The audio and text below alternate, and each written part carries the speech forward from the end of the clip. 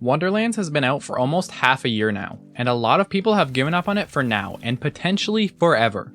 It's been getting a lot of hate, and even on this channel I've been very critical about it. I mean, I think I've made maybe one positive video about Wonderlands so far, but while it may seem like I don't have any hope left for this game, I still do, and I think that it's very possible for Gearbox to save Wonderlands and actually have it come out on top as a great game and not to become doomed like the pre-sequel.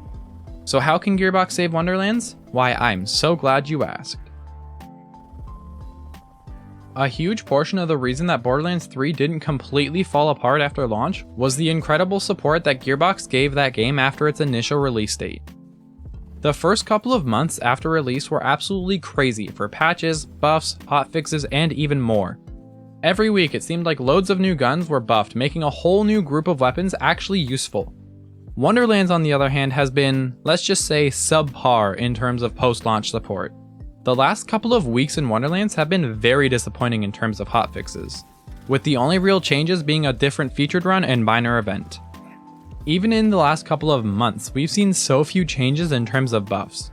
We've seen a whole lot of nerfs and a couple of class buffs, but we've also seen almost nothing in terms of actual weapon buffs. The meta has been almost the exact same for the entire game, which in a lot of cases wouldn't be too horrible, but the usable weapons were already pretty slim from the get-go. I've been using the exact same two weapons since the launch of the game, a purple nightshade and a legendary sword explosion. There are just so many crappy legendary weapons in this game that need a buff, and it seems like Gearbox is just completely ignoring that fact.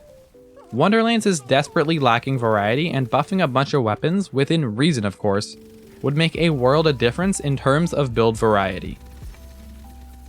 Wonderlands is lacking build variety for sure, but another area where variety is really lacking, to nobody's surprise, is endgame content. I've said this so much in other videos, but Wonderlands needs something to do other than Chaos Chamber. Every piece of endgame content is related to the Chaos Chamber. The raid bosses are locked behind the Chaos Chamber, and even the DLC are just Chaos Chambers in a Halloween costume. This game needs basically anything to do outside of the Chaos Chambers. A takedown would serve wonders to the game's fun, or even just a standalone raid boss would be a much needed addition.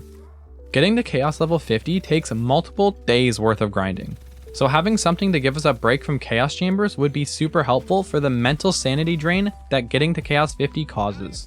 The Malawan takedown was one of the best pieces of endgame content in all of Borderlands, so if Wonderlands gets something even half as good, it will make the game way more fun. Whatever it ends up being, Wonderlands needs non-Chaos Chamber content. Since day one, something has been missing from Wonderlands.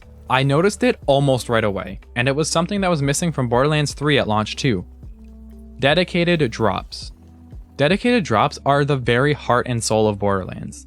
When Borderlands 3 excluded dedicated drops at launch, it really hurt the game, and even the pre-sequel is hurt by this too. It's necessary for farming any gear at all. The loot bunnies are nice and all, but using them to farm specific loot is just stupid and it doesn't work.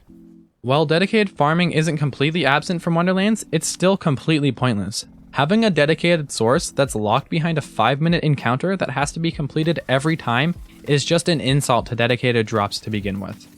Not only does this make getting good gear more difficult, but it also hurts build crafting, as it makes farming for gear to test the build out super irritating if the gear ends up being useless in the end.